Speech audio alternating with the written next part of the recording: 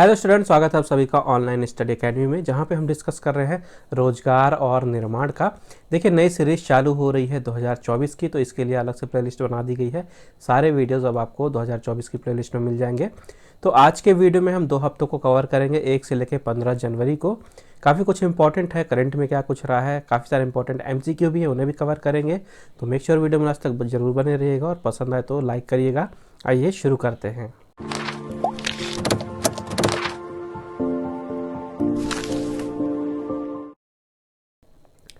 तो शुरुआत करेंगे कुछ महत्वपूर्ण दिवस से। सबसे पहले यहाँ पे देखिए, विश्व ब्रेल दिवस यानी वर्ल्ड ब्रेल डे, जो कि 4 जनवरी को मनाया जाता है। हर साल इसके लिए एक अलग विषय रखा जाता है, यानी थीम। इस साल इसके लिए जो थीम है 2024 की, ये है empowering through inclusion and delivery. Theme काफ़ी ज़्यादा इंपॉर्टेंट है, कई बार एग्जाम में डेट की वजह थीम भी पूछ लेता है।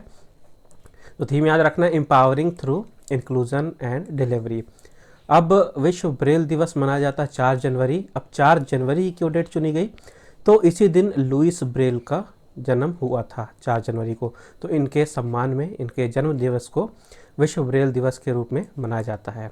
तो ब्रेल क्या है? ब्रेल लिपि है एक तरह से। जो भी ऐसे व्यक्ति होते हैं, अंधे होते हैं, आंखों से नहीं देख पाते हैं, जिनकी आंखों में थोड़ा बहुत डिफेक्ट है, तो अगर उनको पढ़ने में और लिखने में दिक्कतें आती हैं, तो ऐसे व्यक्तियों के लिए ब्रेल लिपि का इस्तेमाल किया जाता है।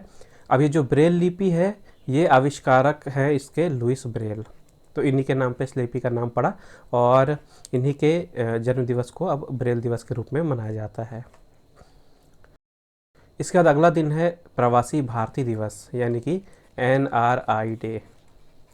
प्रवासी भारतीय दिवस यानी NRI डे 9 जनवरी को ये दिन मनाया जाता है भारत में।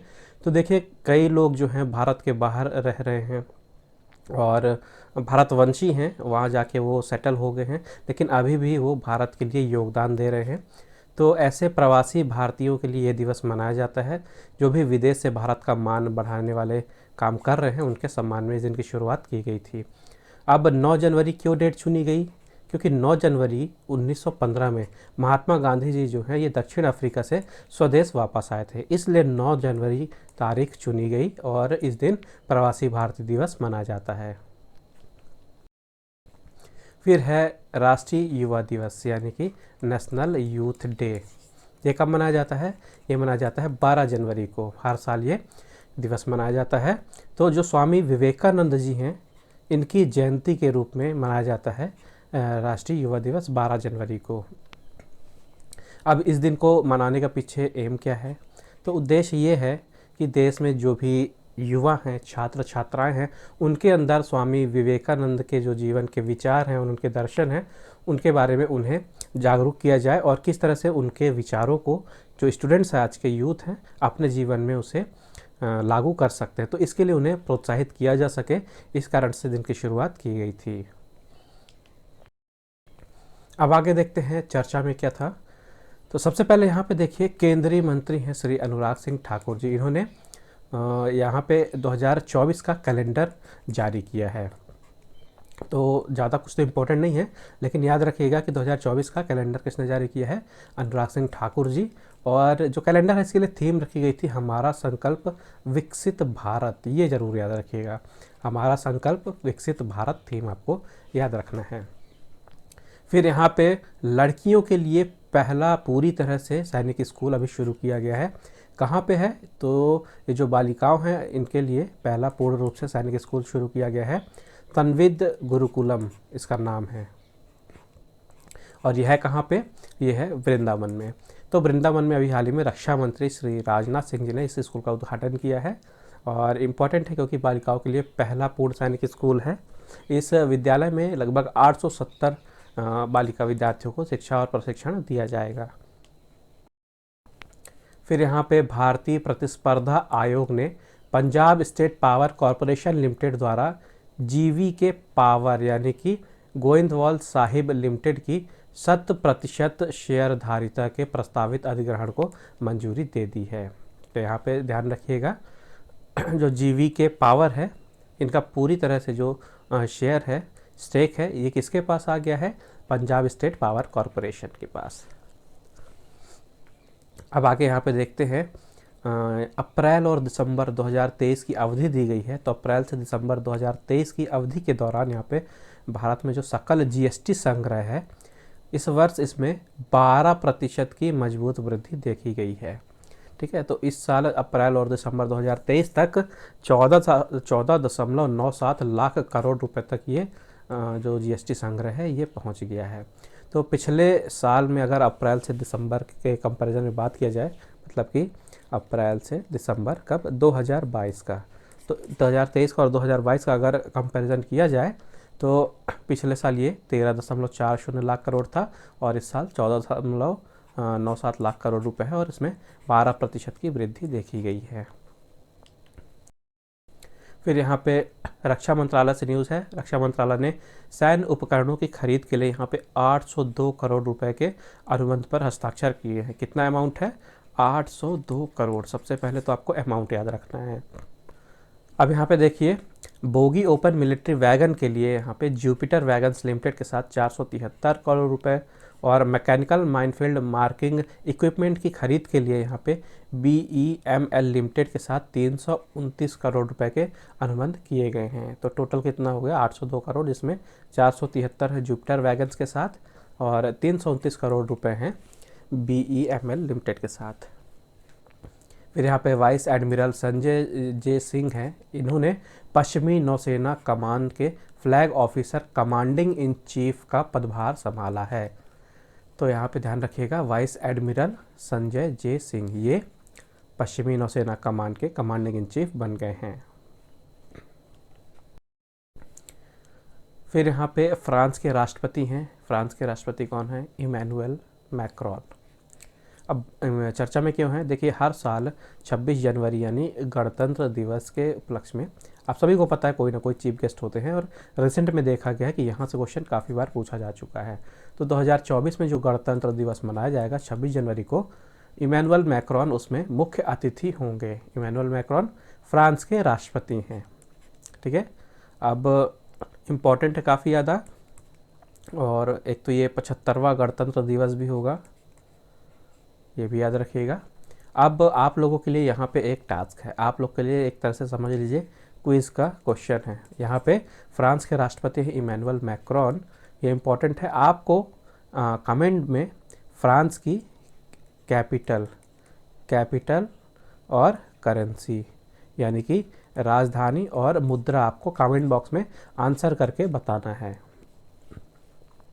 फिर आगे देखिए, नई दिल्ली से न्यूज़ है। यहाँ पे एक जिला एक उत्पाद प्रधानमंत्री सूक्ष्म खाद्य उद्यम योजना के अंतर्गत बुरहानपुर को केला प्रसंस्करण में विशेष कार्य करने के लिए आत्मनिर्भर भारत उत्सव 2024 के अंतर्गत national ODOP award ceremony for 2023 से सम्मानित किया गया है।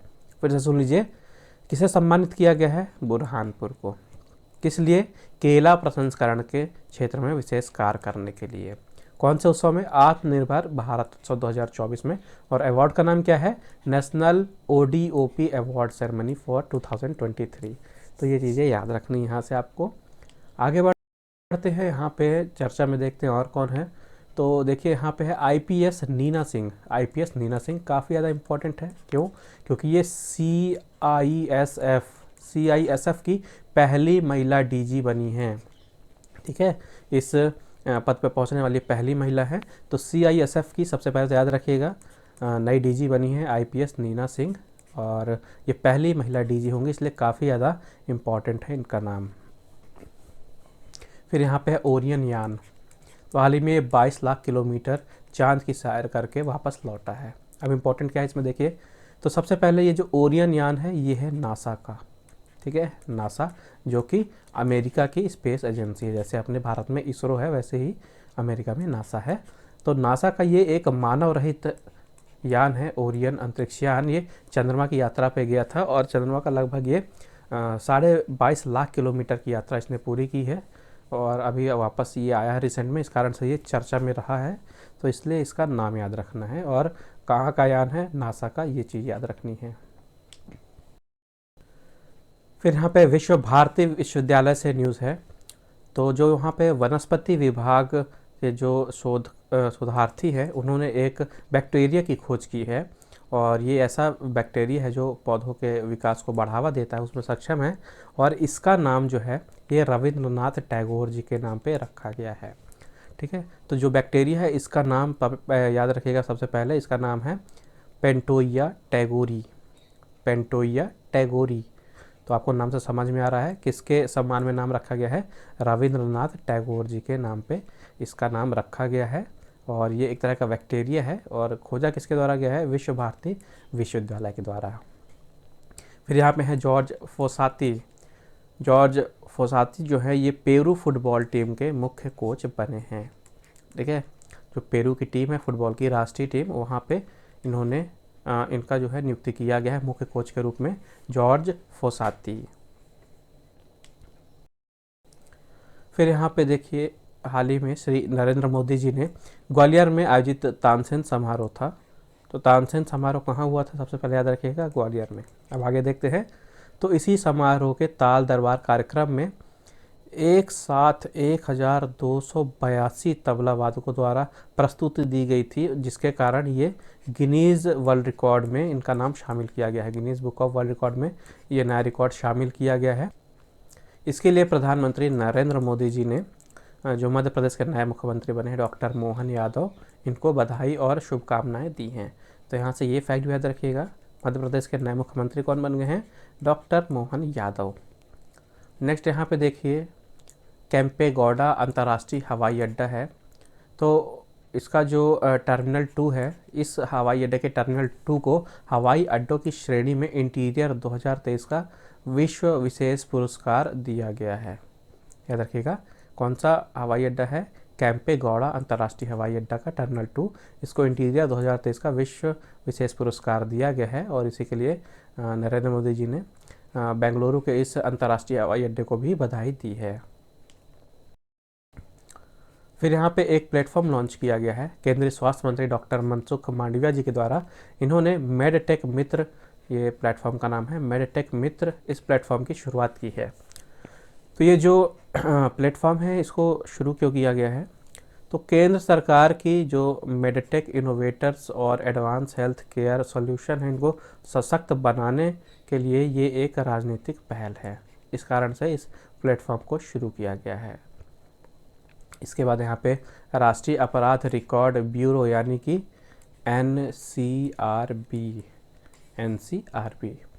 तो ये जो गृह मंत्रालय के अंदर में आता है, तो भारत सरकार के द्वारा मध्य प्रदेश पुलिस को डिजिटल क्षेत्र में उत्कृष्ट प्रदर्शन एवं inter operable criminal justice system का उपयोग करते हुए अपराधों की रोकथाम करने के लिए प्रथम पुरस्कार यहाँ पे प्राप्त हुआ है। तो मध्य प्रदेश से ये न्यूज़ है, इस कारण चर्चा में रहा है। तो क्या याद रखना है आपको कि मध्य प्रदेश पुलिस को डिजिटल क्षेत्र में उत्कृष्ट प्रदर्शन और inter operable criminal justice system का उपयोग करते हुए अपराधों का रोकथाम किया मध्य प्रदेश पुलिस ने, इस कारण से इन्हें प्रथम पुरस्कार दिया गया है।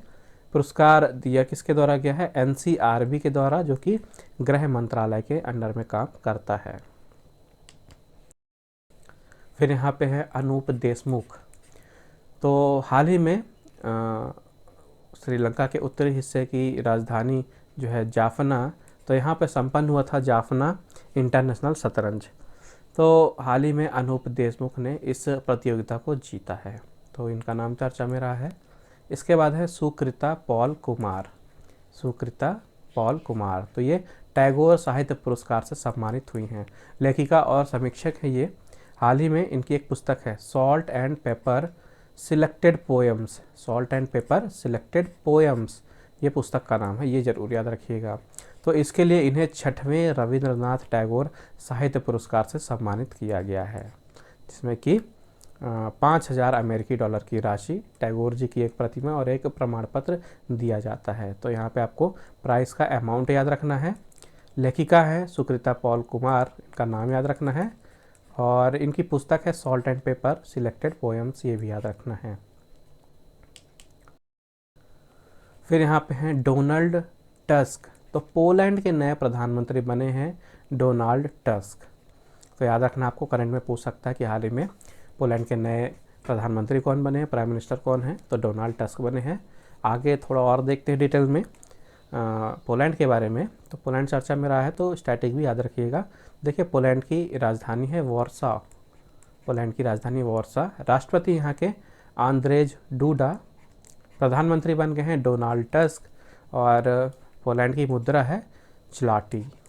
तो स्क्रीनशॉट ले लीजिए, या फिर इस सेशन का जो पीडीएफ है आपको टेलीग्राम पे मिलेगा, ठीक है।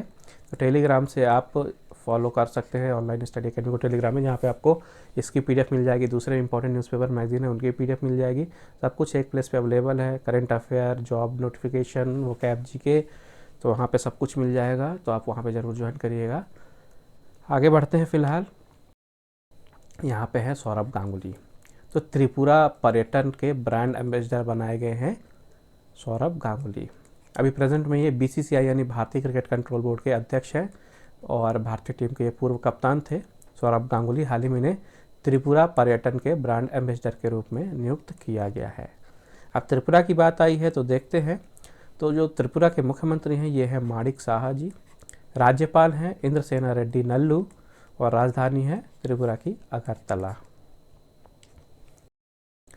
फिर यहाँ पे डीआरडीओ चर्चा में रहा है। तो हाल ही में डीआरडीओ यानी कि defence research and development organisation, इसका फुल फॉर्म होता है defence research and development organisation, जैसे हिंदी में हम रक्षा अनुसंधान एवं विकास संगठन कहते हैं। तो इन्होंने चित्रदुर्ग स्थित एरोनॉटिकल टेस्ट रेंज से autonomous flying wing technology demonstrator का सफलतापूर्वक परीक्षण किया है। तो ये जो परीक्षण किया गया है पूरी तरह से सफल रहा है, इस कारण से ये चर्चा में रहा है। और अब डीआरडीओ चर्चा में रहा है तो इसके बारे में स्टैटिक आपको पता होना चाहिए, फुल फॉर्म आपको बता दिया। ये एक ऐसा संगठन है जो कि भारत सरकार के रक्षा मंत्रालय के अंडर में काम करता है, और डिफेंस के क्षेत्र में जितने भी रिसर्च और डेवलपमेंट होते हैं, अनुसंधान होते हैं, वो यही करता है। अब जो डीआरडीओ है इसका मुख्यालय है दिल्ली में। इसकी स्थापना की गई थी 1958 में, और प्रेजेंट में यहाँ पे अध्यक्ष हैं डॉक्टर समीर वी कामत। फिर है Lionel Messi. Lionel Messi Argentina के दिग्गज फुटबॉलर और कप्तान हैं, और अभी जो विश्व कप हुआ था इसमें अर्जेंटीना ने ही जीता था इस साल का विश्व कप, ठीक है। जो रिसेंट वाला फीफा विश्व कप था अर्जेंटीना जीता था, तो इस कारण से काफ़ी चर्चा में रही है ये टीम, और प्लेयर तो है ही ये टॉप के लियोनेल मेसी। तो इनकी जो विश्व कप में जर्सी पहनी थी इन्होंने एक्चुअली में, तो अभी हाल ही में उस जर्सी की नीलामी की गई है, ठीक है। और ये जो 6 जर्सी हैं इनकी नीलामी लगभग 78 लाख डॉलर में हुई है, तो ये अमाउंट याद रखना है। इसके बाद यहाँ पे है वीटा दानी, तो ये ITTF में पहली भारतीय सदस्य बनी है, ठीक है। अंतर्राष्ट्रीय टेबल टेनिस महासंघ ITTF, यहाँ पे ये सदस्य बनी है, और ITTF में सदस्य बनने वाली ये पहली भारतीय हैं, इस कारण से इनका नाम इम्पॉर्टेंट है, याद रखना आपको, वीटा दानी। फिर यहाँ पे इसरो की न्यूज़ है। तो देखिए 2023 में चंद्रयान 3 काफ़ी ज़्यादा सक्सेसफुल रहा, काफ़ी ज़्यादा चर्चे में रहा है। इसके बाद सूर्य मिशन था, ये भी काफ़ी ज़्यादा चर्चा में रहा था, ये भी सफल रहा था। तो इसके बाद 2024 की शुरुआत में ही इसरो ने एक और इतिहास रचा है। इन्होंने देश का पहला एक्सपोसैट यानी कि X-ray polarimeter satellite, X-ray polarimeter satellite जिसे शॉर्ट में एक्सपोसैट कहा जाता है, तो भारत का पहला एक्सपोसैट मिशन था, इसको लॉन्च किया गया है पूरी तरह से सफल रूप में। अब ये जो एक्सपोसैट मिशन है इसका यूज़ क्या होगा, तो देखिए आपने सुना होगा अंतरिक्ष में ब्लैक होल के बारे में, ठीक है। तो ब्लैक होल के जो रहस्य है उनको खोलने के लिए, उसके बारे में और भी ज़्यादा बारीकी से पढ़ने के लिए, ब्लैक होल को समझने के लिए ये मिशन शुरू किया गया है एक्सपोसैट, और भारत में इस तरह का पहला मिशन है, इसलिए इम्पॉर्टेंट है। तो 5 वर्ष लंबा ये मिशन लॉन्च किया गया है इसरो की तरफ से। इसरो है Indian space and research organisation, Indian space and research organisation ISRO short में कहा जाता है। इसका मुख्यालय है बेंगलोर में। इसकी स्थापना की गई थी 1969 में, और प्रेजेंट में यहाँ पे अध्यक्ष हैं एस सोमनाथ। तो ये 3 चीज़ आपको एडिशनल याद रखनी है। फिर यहाँ पे देखते हैं कुछ स्मृति शेष, कुछ लोगों के निधन हुए हैं। तो सबसे पहले यहाँ पे विख्यात फुटबॉलर है प्रबीर मजूमदार। हाल ही में 77 वर्ष की आयु में इनका निधन हो गया है। तो पूछ सकता है कि प्रवीर मजूमदार किस खेल से संबंधित थे, तो ये फुटबॉल से संबंधित थे। फिर यहाँ पे है मशहूर कवि और चित्रकार जिनका नाम है इंद्रजीत सिंह, इन्हें उमरोज के नाम से भी जाना जाता था। तो इंद्रजीत सिंह उर्फ इमरोज, हाल ही में 97 वर्ष की आयु में इनका भी निधन हो गया है। फिर यहाँ पे स्वीडन के फुटबॉल खिलाड़ी हैं, 70 अंतर्राष्ट्रीय मैच खेले इन्होंने और 3 विश्व कप भी ये खेल चुके हैं। तो लगभग इनकी उम्र थी 79 ईयर्स की, हाल ही में इनका निधन हो गया है। इनका नाम था लार्सन, ठीक है। स्वीडन के फुटबॉल खिलाड़ी थे लार्सन, हाल ही में इनका भी निधन हो गया है। 3 विश्व कप खेले थे ये, 1970 का, 1974 का और 1978 में। तो काफ़ी लेजेंडरी फुटबॉलर थे स्वीडन के, हाल ही में निधन हो गया है। इसके बाद यहाँ पे ब्राज़ील के सिंगर है पेड्रो हेनरिक, ब्राज़ीलियन सिंगर है यहाँ पे पेड्रो हेनरिक, हाल ही में इनका भी निधन हो गया है। तो इनका भी नाम याद रखना आपको। फिर यहाँ पे देखते हैं कुछ खेल समाचार। तो पुर्तगाल के स्टार फुटबॉलर हैं क्रिस्टियानो रोनाल्डो, ठीक है। क्रिस्टियानो रोनाल्डो किस टीम के लिए खेलते हैं? पुर्तगाल के लिए। क्या खेलते हैं? फुटबॉल खेलते हैं। तो 2023 का भी सेशन समाप्त हुआ है और 2023 में सबसे ज़्यादा गोल करने वाले फुटबॉलर बने हैं क्रिस्टियानो रोनाल्डो। इनका नाम ये आपको याद रखना है। पूछ सकता है कि सबसे ज़्यादा गोल किस खिलाड़ी ने किया है 2023 में, तो क्रिस्टियानो रोनाल्डो। अगर स्टैटिक की बात करें तो किस देश के लिए खेलते हैं? पुर्तगाल से खेलते हैं। क्लब लेवल पे ये मैनचेस्टर यूनाइटेड के लिए भी खेल चुके हैं अभी, और अब अरब का क्लब है एक अल नासर, तो अल नासर के लिए खेलते हैं। अब दूसरी चीज़ पूछ सकता है क्रिस्टियानो रोनाल्डो किस खेल से संबंधित है? फुटबॉल से संबंधित है। तो ये सारी चीज़ें ऐसे घुमा फिरा के पूछ सकता है, ये आपको ध्यान रखना है। फिर यहाँ पे इंग्लैंड की महिला फुटबॉल रेफरी हैं रेबेका वेल्च, रेबेका वेल्च। तो हाल ही में EPL यानी कि इंग्लिश प्रीमियर लीग, EPL में रेफरी बनी है और EPL में पहली महिला रेफरी बनी है ये, मतलब EPL में रेफरी बनने वाली पहली महिला है ये। तो इस कारण से इनका नाम इम्पॉर्टेंट है। इनका नाम है रेबेका वेल्च, याद रखना आपको नाम। फिर यहाँ पे कैरन पोलार्ड है, वेस्ट इंडीज़ के खिलाड़ी हैं ये। तो हाल ही में इंग्लैंड क्रिकेट टीम के ये सहायक कोच नियुक्त किए गए हैं, ठीक है। England and Wales cricket board के ये सहायक कोच बने वेस्ट इंडीज़ के पूर्व कप्तान कैरन पोलार्ड। नेक्स्ट है यहाँ पे English football club Manchester city, Manchester city. तो इस साल मैनचेस्टर सिटी ने फीफा क्लब विश्व कप का खिताब अपने नाम किया है। इन्होंने पहली बार ये वैश्विक टूर्नामेंट जीता है। इस फीफा क्लब विश्व कप के फाइनल में मैनचेस्टर सिटी ने ब्राज़ील के क्लब फ्लूमिनेंस को 4-0 से हराया है। अब देखिए जो मैनचेस्टर सिटी जो है, तो ये वर्ष 2023 का इन्होंने फीफा क्लब विश्व कप भी जीत लिया है। यूएफए चैंपियंस लीग भी इन्होंने जीता था, premier league, FA cup, UEFA super cup. तो 2023 में इतने टूर्नामेंट जीते हैं मैनचेस्टर सिटी ने। और सबसे ज़्यादा बार ये फीफा क्लब विश्व कप किसने जीता है? तो सबसे ज़्यादा बार रियल मैड्रिड ने जीता है, 5 बार। फिर यहाँ पे भारत की उभरती हुई स्क्वॉश खिलाड़ी हैं अनाहत सिंह। अनाहत सिंह सबसे पहले याद रखिएगा किस खेल से संबंधित है? स्क्वॉश से। तो अनाहत सिंह ने स्कॉटलैंड के एडिनबर्ग में आयोजित प्रतियोगिता थी Scottish junior open squash championship, यहाँ पे शानदार प्रदर्शन करते हुए इन्होंने इस खिताब को जीता है। अंडर 19 वर्ग की ये प्रतियोगिता थी, यहाँ पे अनाहत सिंह ने इस टूर्नामेंट को जीता। टूर्नामेंट कहाँ हुआ था? स्कॉटलैंड के एडिनबर्ग में।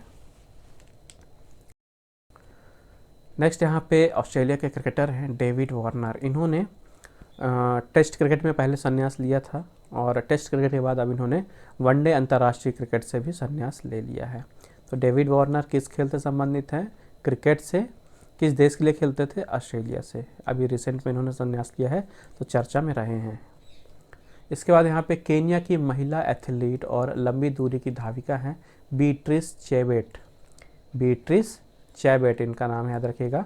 तो इन्होंने महिला वर्ग के 5 किलोमीटर रेस में नया विश्व रिकॉर्ड बनाया है। इन्होंने बार्सिलोना में अभी आयोजित हुई थी कर्सा डेल्स नासोस रोड रेस, यहाँ पे 5 किलोमीटर की रेस थी जिसे इन्होंने 14 मिनट 13 सेकंड में पूरा किया और ये नया विश्व रिकॉर्ड है। फिर यहाँ पे भारतीय महिला ग्रैंड मास्टर हैं कोनेरू हम्पी, कोनेरू हम्पी। अब देखिए उज्बेकिस्तान में विश्व रैपिड शतरंज चैंपियनशिप आयोजित हुई थी और इस खिताब में इन्होंने जो है तो रूस की अनास्तासिया बेडनारुक से इनको हार मिली और टाई ब्रेकर में ये हार गई और इस टूर्नामेंट में इन्होंने सिल्वर मेडल जीता, रजत पदक जीता। तो टूर्नामेंट में याद रखिएगा कि फाइनल में हारी हैं, सिल्वर मेडल मिला है। इनका नाम है कोनेरू हम्पी। टूर्नामेंट कहाँ हुआ था? उज्बेकिस्तान में। अब यहाँ पे देखिए अर्जेंटीना फुटबॉल एसोसिएशन ने यहाँ पे एक और बड़ा कदम उठाया है। अभी हमने मेसी के बारे में पढ़ा था, तो देखिए जो स्टार फुटबॉलर हैं लियोनेल मेसी, इनका जर्सी नंबर 10 था। तो अर्जेंटीना फुटबॉल एसोसिएशन ने डिसाइड किया है कि इस जर्सी को रिटायर कर देंगे। इस जर्सी को रिटायर कर देंगे मतलब क्या है? देखिए अभी जब लियोनेल मेसी खेल रहे हैं, अगर ये बाद में आगे चल के कुछ समय बाद ये संन्यास लेंगे, तो होता क्या था कि अगर कोई दूसरा प्लेयर आता है तो उसको भी 10 नंबर जर्सी मिल सकती थी, लेकिन उनके सम्मान में उन्होंने इस जर्सी को रिटायर कर दिया। मतलब अब मेसी के साथ ये जर्सी भी रिटायर होगी। अब ये 10 नंबर की जर्सी किसी भी खिलाड़ी को आगे नहीं मिलेगी भविष्य में। अब यहाँ पे आते हैं महत्वपूर्ण एमसीक्यू की तरफ। आइए देखते हैं कि करके। सबसे पहले देखिए यहाँ पे एमपीजीके के क्वेश्चन हैं। जैसे यहाँ पे पहला सवाल है, निम्नलिखित में से भारत के किस राज्य में सर्वाधिक यानी सबसे ज़्यादा जनजाति जनसंख्या निवासरत है? तो ये है मध्य प्रदेश में। फिर है दूध लौटावा प्रथा किस जनजाति में प्रचलित है? तो ये है गोंड जनजाति में प्रचलित। फिर यहाँ पे देखिए जो भील शब्द है संस्कृत भाषा से लिया गया है, सबसे पहले तो जान लीजिए। और संस्कृत भाषा से किस शब्द से लिया गया है? तो ये लिया गया है भिल्ल से। भिल्ल से बना भील। फिर मध्य प्रदेश में भील जनजाति प्रदेश के किस क्षेत्र में सबसे ज़्यादा बाहुल्य है? तो सबसे ज़्यादा है ये पश्चिमी क्षेत्र में। फिर है मध्य प्रदेश की दूसरी बड़ी जनजाति कौन सी है? तो दूसरी बड़ी जनजाति है यहाँ पे गोंड। ठीक है, इसका भी आंसर होगा गोंड। फिर आगे देखिए, इनमें से कौन सा विवाह करने वाले व्यक्ति को लामा नाई कहा जाता है? तो देखिए एक होता है सेवा विवाह, तो सेवा विवाह जो व्यक्ति करता है उसको लामा नाई कहा जाता है। फिर है बैगाओं के द्वारा की जाने वाली कृषि को क्या कहते हैं? तो उसे कहा जाता है बेवार। नेक्स्ट है मध्य प्रदेश के पूर्वी क्षेत्र में निवासरत मुख्य जनजाति कौन सी है? तो ये है बैगा। फिर है व्यवसाय के आधार पर गोंड जनजाति की निम्न में से कौन कौन सी उप जनजातियाँ हैं? तो यहाँ पे अगरिया भी है, ओझा भी है और प्रधान भी है, तो उपरोक्त सभी इसका आंसर होगा। फिर है आदिम जनजाति कोरकू मध्य प्रदेश के किन जिलों में मुख्यतः पाई जाती है? तो पाई जाती है दक्षिण जिले में। फिर है बैगा पुस्तक के रचयिता कौन थे? तो रचयिता थे वैरियर एल्विन। फिर है मध्य प्रदेश में हलवा जनजाति कहाँ पाई जाती है? तो ये पाई जाती बालाघाट में। नेक्स्ट है जंगलियों के भी जंगली किसे कहा जाता है? तो ये कहा जाता है भारिया को। फिर है मध्य प्रदेश की गोंड जनजाति किस भाषा परिवार की है? तो ये है द्रविडियन। फिर है किस जनजाति में पड़ियार और भूमिका को अति सम्मान प्राप्त है? तो ये है कोरकू जनजाति में। फिर है लहंगी नृत्य किस जनजाति से संबंधित है? तो यह संबंधित है सहरिया से। फिर है लकड़बग्घा एवं जिंदबा किस क्षेत्र के प्रमुख लोक नाट्य हैं ये? तो ये हैं बघेलखंड के लोकनाट्य। फिर है किसे विश्व में प्रथम कंघी के आविष्कारक के रूप में जाना जाता है? तो ये है बंजारा। फिर शंकर शाह और रघुनाथ शाह का संबंध किस क्षेत्र से है? तो इनका संबंध है जबलपुर से। चलिए आगे देखते हैं यहाँ पे सामान्य अध्ययन के क्वेश्चन। यहाँ पहला क्वेश्चन है, निम्न में से भारत का कौन सा राज्य जल बजट को अपनाने वाला पहला राज्य बना है? तो ये है केरल। फिर है नामचिक नामफुक कोयला क्षेत्र किस राज्य में है? तो यह है अरुणाचल प्रदेश में। फिर है भारत के नियंत्रक व महालेखा परीक्षक को निम्न में से किसका दोस्त व मार्गदर्शक कहा जाता है? तो ये है लोक लेखा समिति के मार्गदर्शक। फिर नेक्स्ट है ई रकम पोर्टल, ये पोर्टल किससे संबंधित है? तो संबंधित है किसान से। फिर है गंगाबल झील जो है ये किस प्रकार की झील का उदाहरण है? तो ये एक हिमानी यानी टॉर्न झील का उदाहरण है। फिर है युथांग घाटी किस राज्य में है? तो ये है सिक्किम में। नेक्स्ट है मेरी माटी मेरा देश अभियान का मुख्य उद्देश्य क्या है? तो इसका उद्देश्य है देश के लिए बलिदान देने वालों को श्रद्धांजलि देना। फिर है सबसे पहले परमवीर चक्र किसे प्रदान किया गया था, तो सबसे पहले दिया गया था ये मेजर सोमनाथ शर्मा को। फिर है किसके द्वारा मुंबई तट पर प्रस्थान अभ्यास आयोजित किया गया, तो ये अभ्यास आयोजित किया गया था भारतीय तटरक्षक बल के द्वारा। फिर है गूगल की जो मूल कंपनी है अल्फ़ाबेट, इनके द्वारा कौन सा उन्नत एआई मॉडल लॉन्च किया गया है, तो ये मॉडल है जेमिनी। फिर है किस विटामिन को कोनेजियम आर के रूप में जाना जाता था, तो ये था विटामिन B7। फिर है किस क्षेत्र को विश्व का ब्रेड बास्केट कहा जाता है, तो ये है समशीतोष्ण क्षेत्र, इसे ब्रेड बास्केट कहा जाता है। फिर है सरकारी योजनाओं और डिजिटल क्रेडिट कार्ड के बारे में भारत के सूक्ष्म उद्योगों को सशक्त बनाने के लिए किस कंपनी ने लघु उद्योग भारती के साथ हाथ मिलाया है, तो ये कंपनी है यूग्रो कैपिटल। फिर है स्मार्ट इंडिया सिटी कॉन्क्लेव 2023 में किस शहर को भारत में सर्वश्रेष्ठ स्मार्ट सिटी का पुरस्कार दिया गया है, तो ये है इंदौर शहर। फिर है भारत की पहली अंतरिक्ष आधारित सौर वेधशाला का नाम क्या है, तो ये है आदित्य L1। फिर Abu Dhabi masters 2023 badminton tournament में महिला एकल वर्ग का खिताब किसने जीता है, तो ये खिताब जीता है उन्नति हुडा ने। फिर घास के मैदान पारिस्थितिकी तंत्र में किस प्रकार का बायोम पारिस्थितिक पिरामिड मौजूद है, तो इसमें सीधा पिरामिड मौजूद है। फिर CRPF में IG के रूप में नियुक्त होने वाली देश की पहली महिला कौन है, तो ये हैं सीमा ढूंढिया। फिर कौन सा वक्र आय असमानता या धन असमानता के रेखा चित्रीय निरूपण को दर्शाता है, तो यह है लॉरेंज वक्र। फिर भारतीय बाजरा अनुसंधान संस्थान कहाँ पे है, तो यह है हैदराबाद में। फिर किस गवर्नर जनरल ने भारत में राजस्व प्रशासन व न्याय व्यवस्था का पृथक्करण किया था, तो ये थे लॉर्ड कॉर्नवालिस। फिर महात्मा बुद्ध के द्वारा दिए गए पंचशील सिद्धांत का वर्णन किस उपनिषद से प्राप्त होता है, तो ये प्राप्त होता है छंदोग से। फिर उदयपुर प्रशस्ति से किस शासक के शासन की जानकारी प्राप्त होती है, तो यहाँ पे राजा भोज के शासन की जानकारी प्राप्त होती है। नेक्स्ट है मस्तिष्क के कौन से भाग को मेटेनसेफेलॉन भी कहा जाता है, तो ये भाग है अनुमस्तिष्क। फिर कौन सा प्लास्टिक थर्मोसेटिंग प्लास्टिक का उदाहरण नहीं है, तो यहाँ पर टेफ्लॉन जो है ये थर्मोसेटिंग प्लास्टिक नहीं है। फिर किस विस्फोटक को पिक्रिक अम्ल के नाम से जाना जाता है, तो ये है TNP।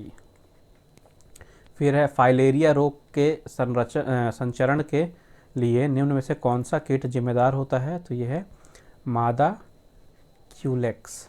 फिर है किस वैज्ञानिक द्वारा श्वसन के साइट्रिक अम्ल चक्र की खोज की गई थी, तो ये साइंटिस्ट थे हेंस क्रेब्स। फिर किस उर्वरक को नाइट्रोलियम के नाम से जाना जाता है, तो ये उर्वरक है कैल्शियम साइनामाइड। फिर किस गैस का प्रयोग विज्ञापनों हेतु प्रतिदीप्ति बल्बों में किया जाता है, तो ये है नियॉन गैस। अब यहाँ पे खेल के कुछ क्वेश्चन हैं, इन्हें भी देखते हैं। तो सबसे पहले कौन सा ग्रैंड स्लैम जो टूर्नामेंट है ये ग्रास कोर्ट में खेला जाता है, तो इनमें देखिए जो विंबलडन है ये ग्रास कोर्ट में खेला जाता है। फिर किस भारतीय क्रिकेटर ने 2 बार ICC player of the month पुरस्कार जीता है, तो ये हैं शुभमन गिल। फिर भारत ने किस वर्ष कॉमनवेल्थ गेम्स की मेज़बानी की थी, तो भारत ने मेज़बानी की थी वर्ष 2010 में। फिर वर्ष 2023 में किस खिलाड़ी ने Monte Carlo masters tennis tournament जीता था, तो ये जीते हैं आंद्रे रुब्लेव।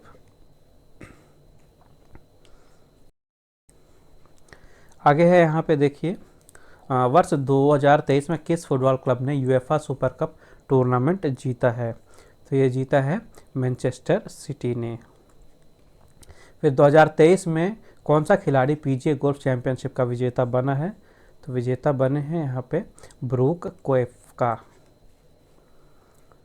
फिर है लीग 1 किस देश में खेले जाने वाली फुटबॉल की एक घरेलू प्रतियोगिता है, तो ये प्रतियोगिता खेली जाती है फ्रांस में। फिर है हाल ही में भारतीय महिला क्रिकेट टीम का कोच किसे बनाया गया है, तो हाल ही में कोच बनाया गया है अमोल मजूमदार को। फिर है बीमर शब्द जो है ये किस खेल से संबंधित है, तो बीमर संबंधित है क्रिकेट से। फिर यहाँ पे देखिए कि किस वर्ष अर्जेंटीना ने फीफा फुटबॉल वर्ल्ड कप नहीं जीता है। ध्यान से सुनिएगा, नहीं जीता है। तो यहाँ पे देखिए 2014 में अर्जेंटीना ने नहीं जीता था, उसके अलावा 1978, 1986 और अभी 2022 में अर्जेंटीना ने जीता है। नेक्स्ट है ट्रायथलॉन स्पर्धा को ओलंपिक खेलों में पहली बार कब शामिल किया गया था। पहली बार इन्हें सन 2000 में शामिल किया गया था ओलंपिक में। फिर एशियन गेम्स 2023 में किस देश ने पुरुष हॉकी वर्ग में स्वर्ण पदक जीता है। तो ये पदक जीता था भारत ने। फिर है वर्ष 2023 में फ्रेंच ओपन बैडमिंटन टूर्नामेंट में महिला एकल वर्ग की चैंपियन कौन बनी है। तो चैंपियन बनी है चेन युफेई। फिर ICC one day cricket world cup 2023 में सबसे ज़्यादा विकेट लेने वाले गेंदबाज कौन है। तो सबसे ज़्यादा विकेट लिए थे भारत के मोहम्मद शमी ने। फिर इस वर्ष किस देश ने ICC one day cricket world cup का खिताब जीता है। तो इस वर्ष प्रतियोगिता जीती है ऑस्ट्रेलिया ने, फाइनल में भारत को हरा के। फिर किस क्रिकेटर को हाल ही में आईसीसी हॉल ऑफ फेम में शामिल किया गया है। तो 3 लोगों को शामिल किया गया था, जिसमें प्रेजेंट ऑप्शन में देखें तो वीरेंद्र सहवाग प्रेजेंट है, तो इसका राइट आंसर होगा वीरेंद्र सहवाग। नेक्स्ट है इनमें से किस देश ने सबसे ज़्यादा बार डेविस कप का खिताब जीता है। तो सबसे ज़्यादा बार डेविस कप जीता है अमेरिका ने। फिर है ओलंपिक खेलों और एशियाई खेलों का आयोजन आमतौर पर कितने वर्ष के अंतराल में होता है। तो इनका आयोजन होता है 4 वर्ष के अंतराल में। फिर कैस्पर रूड है किस देश के ये टेनिस खिलाड़ी हैं, ये बताना है। तो ये टेनिस खेलते हैं नॉर्वे के लिए। फिर है वर्ष 2023 में किस महिला खिलाड़ी ने बैलोन d'Or का पुरस्कार जीता है। तो इस साल बैलोन d'Or फेमिनिन जिसे कहा जाता है महिला में, ये पुरस्कार जीता है एटेना बोनामाटी ने। नेक्स्ट है टेस्ट क्रिकेट में एक पारी में सबसे बड़ा स्कोर बनाने वाले बल्लेबाज कौन हैं। तो ये हैं ब्रायन लारा, जिन्होंने 400 रनों का विश्व रिकॉर्ड बनाया है। फिर विश्व के दिग्गज गोल्फर टाइगर वुड्स, ये किस देश का प्रतिनिधित्व करते हैं। तो ये प्रतिनिधित्व करते हैं अमेरिका का। फिर नीरज चोपड़ा ने वर्ष 2023 में डायमंड लीग फाइनल में कौन सा पदक जीता है। तो इन्होंने रजत पदक जीता है इस प्रतियोगिता में। और लास्ट क्वेश्चन है 2023 में किस महिला धावक ने लंदन मैराथन रेस जीती है। तो ये रेस जीती है सिफान हसन। तो आज के अंक में बस इतना ही। आई होप आपको वीडियो पसंद आई होगी। वीडियो पसंद आए तो प्लीज़ वीडियो को लाइक ज़रूर करिएगा, ज़्यादा से ज़्यादा शेयर कीजिए अपने दोस्तों के साथ। और अगर आपने अभी तक चैनल सब्सक्राइब नहीं किया है तो सब्सक्राइब करके बेल आइकन दबा दीजिए, ताकि जैसा ही अगला अंक प्रकाशित हो उसको वीडियो आए उसकी, तो आपको सबसे पहले नोटिफिकेशन मिल जाए। बाकी चीज़ें आपको टेलीग्राम पे मिल जाएगी, उसे ज़रूर ज्वाइन करिएगा। टेलीग्राम की लिंक जो है आपको इस वीडियो के डिस्क्रिप्शन में मिल जाएगी। बाकी मिलेंगे नेक्स्ट अंक के प्रकाशन और अगले वीडियो में, तब तक के लिए take care and thank you guys.